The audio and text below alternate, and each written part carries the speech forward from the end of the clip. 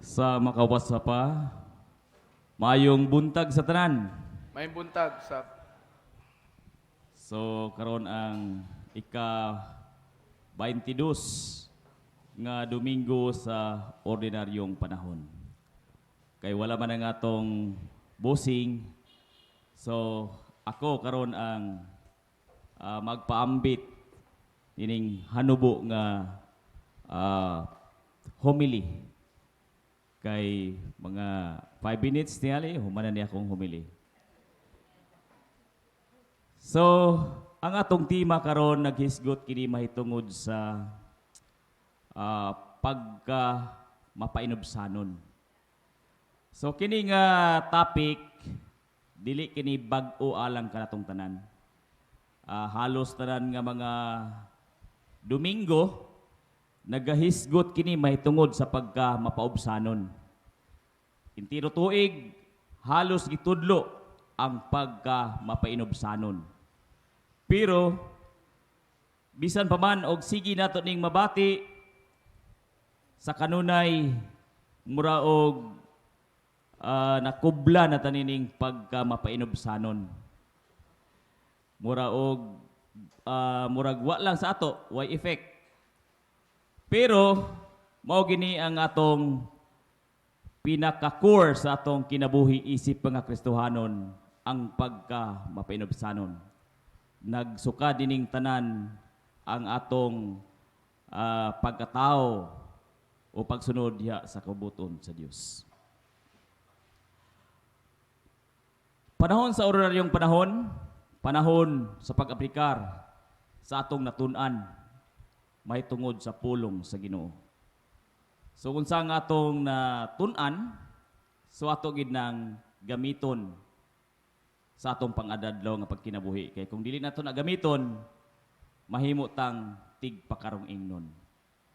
So mo na nga importante kayo ang pagka mapainobsanon sa atong kinabuhi. Kay kung wala ta diha sa pagka mapainobsanon, so walay response ang mga pulong nga atong natun-an. O karon nga semana, we are reminded of being humble.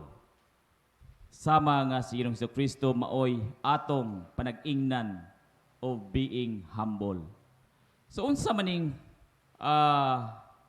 humble pagka mapibsanon? So sa matag-usa nato aduna tay maka-define tanini lain-lain natong definition sa pagka mapibsanon. So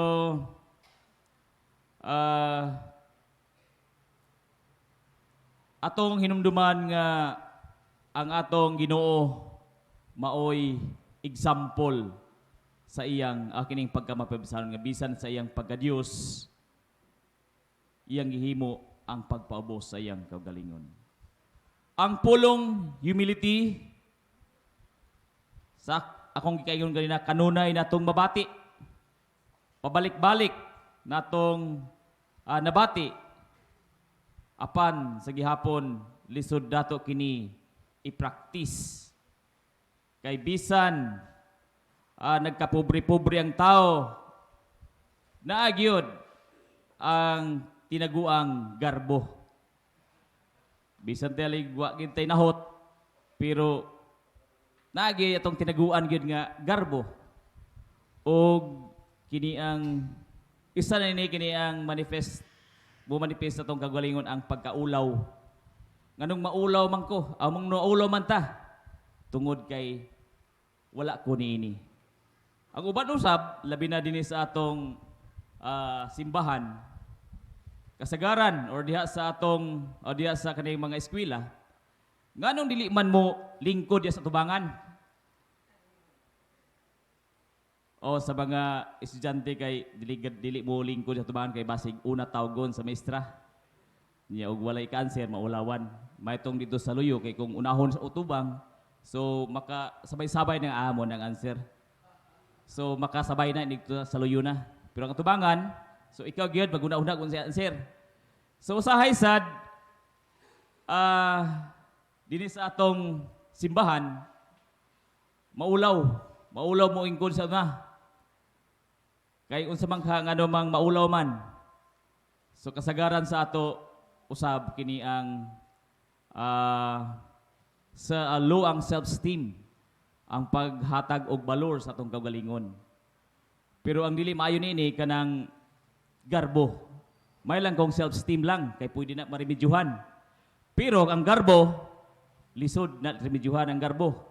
Kay mo consume nagpila ka mga katuigan para imo nang matangtang sa imong kinabuhi. As my per observation sa tanan nga ni-commit sa mga buluhaton sa simbahan, sa tanan nga ministers, dili gyud makalikay sa challenge ilabi na sa mga clergy.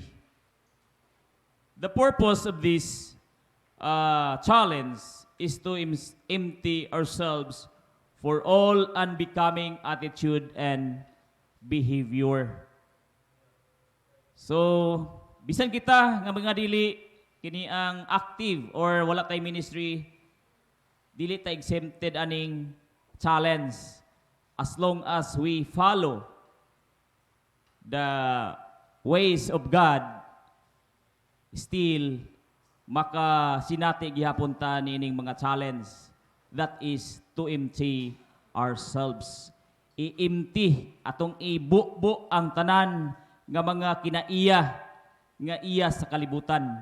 Ibubo ang tanan kinaiya nga magpugong kanato diha sa pagsunod sa kabubuton sa Dios. Kay kung dili nato na hawa or tangtangon sa atong kasing-kasing, so mamahimo gihapon tang mga hipokrito, tigpakarong ingnon. Mao na nga sa kanunay matag Domingo, halos matag Domingo, ang pagkamababsanon ang maoy mahimong kini ang ung dili man ganing sintro gipa imply kini or kining gipa sanay ginisaya sa gi-imply, gipasabot o naglakbit mahitungod sa pagka mapainobsanon.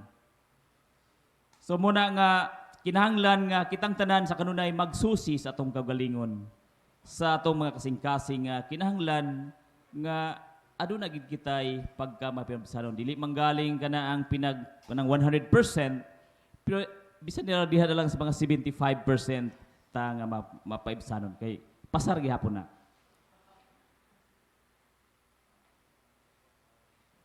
Dili makapamuhat ang Ginoo diya sa iyang mga alagad, diya sa iyang mga sumusunod kung magpasulabi ang garbo. In James 4 verse 10, humble yourself before the Lord and He will lift you up.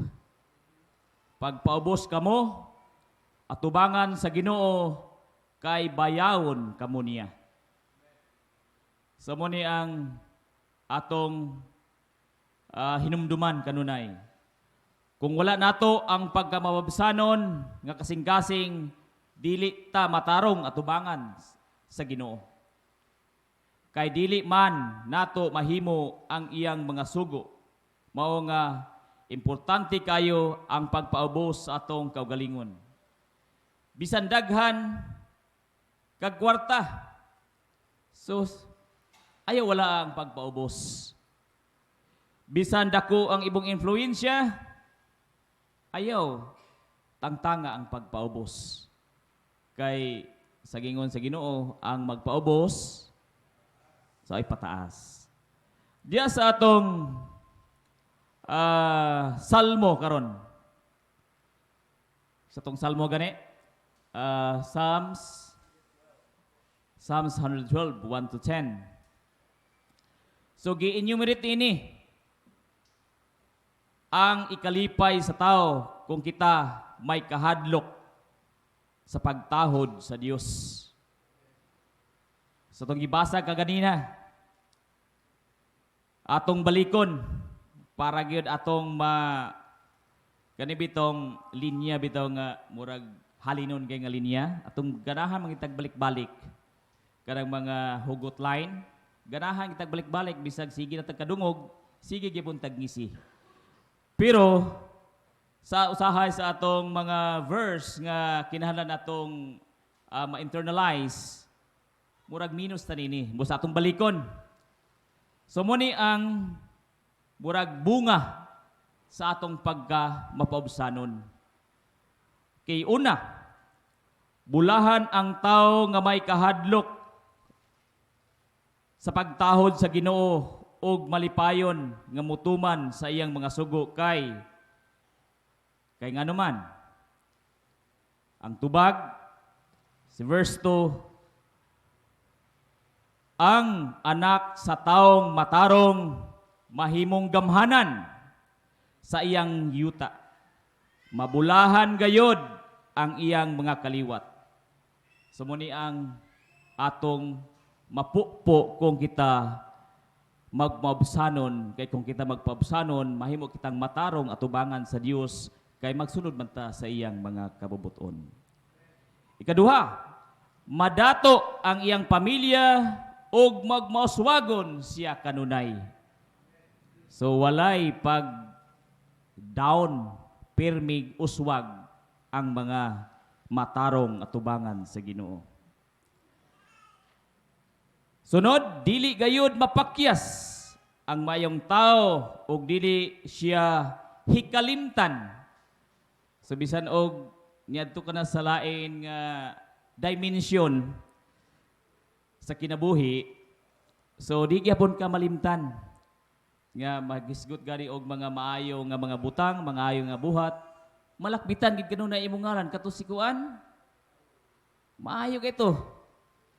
Bisan og nipanaw na, may sigutan ng gihapon, mahimong panag-ingnan ang iyang mga buhat tungod kay nagsunod man siya sa kabubuton sa Dios. Dili siya malisang nga mudawat og daotang balita. Di siya mataranta. Dili siya murag kiniang nerbyoson. Tungod kay ang iyang kasing-kasing ug gunahuna fix man diha sa makagahom nga Dios. Dili siya mabalaka ug mahadlok, wala siya pagduha-duha nga mabuntog ang iyang mga kaaway. Manggihatagon siya sa mga kabos ug walay katapusan ang iyang pagkamatarong, mahimo siyang gamhanan ug tinahod. So unsa pa may atong pangitao nini? Unsa pa may atong kinahanglanon nini? So wala man tingali usa kanato karon nga wala mangandoy niining tanan. Isip pagpamatuod niini kita nga mga gidikanan ato gyung paespilahon ang atong mga anak taman sa atong mahimo magpakanaa bisag wa na gid diha para lang maka eskwela kay ang atong ilantaw kay kung matapos sa pag-eskwela makabaton gid og maayong kaugmaon og labi na nga diha nagtubo sa iglesia. Mao kini ang kinabuhi gikan sa pagkamapabisanon ngadto sa pagkamatarong. Og sa atong pagkinabuhing matarong, aduna kitay sumbanan. Natay kini ang manual sa atong pagkinabuhing Kristohanon. In Hebrew 13 verse 1 to 8 of our second reading that says, keep on loving one another as Christian. Sa mo ang isa.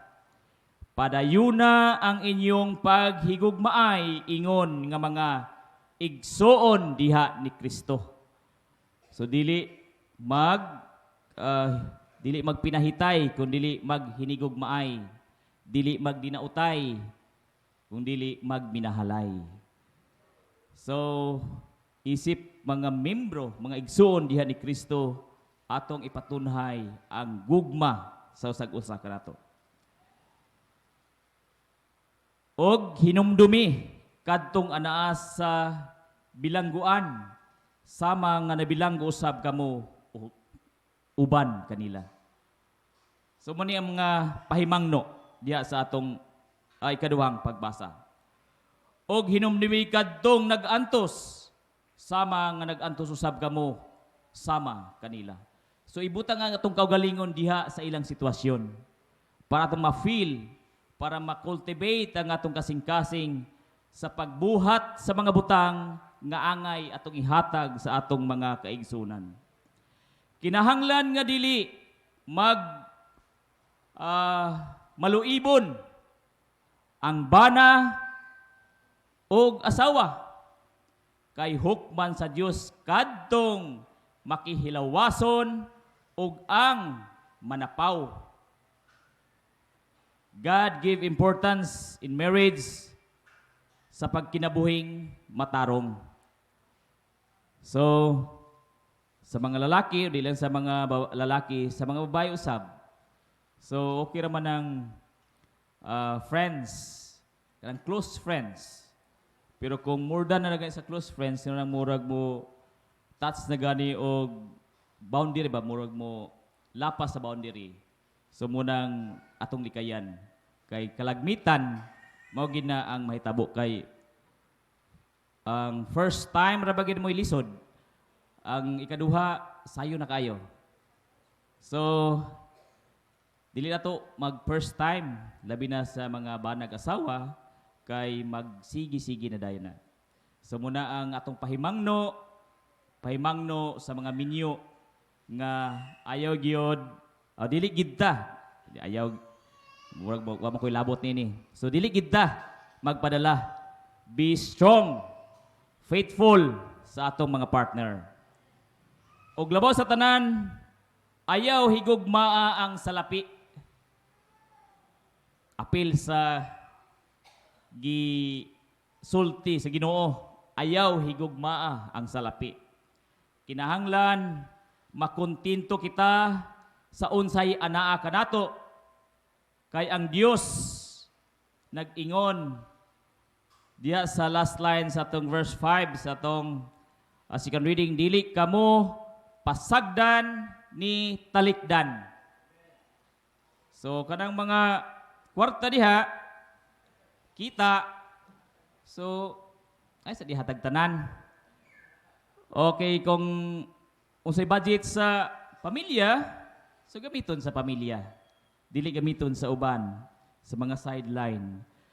Ang iya sa Ginoo, iya sad sa Ginoo. Manang ingon, give to Caesar what belongs to Caesar, and give to God what belongs to Him. Why God give emphasis on the love of money? Nganong iya man gihatagan o kiniang dakong gibugaton ang paghigugma sa kwarta.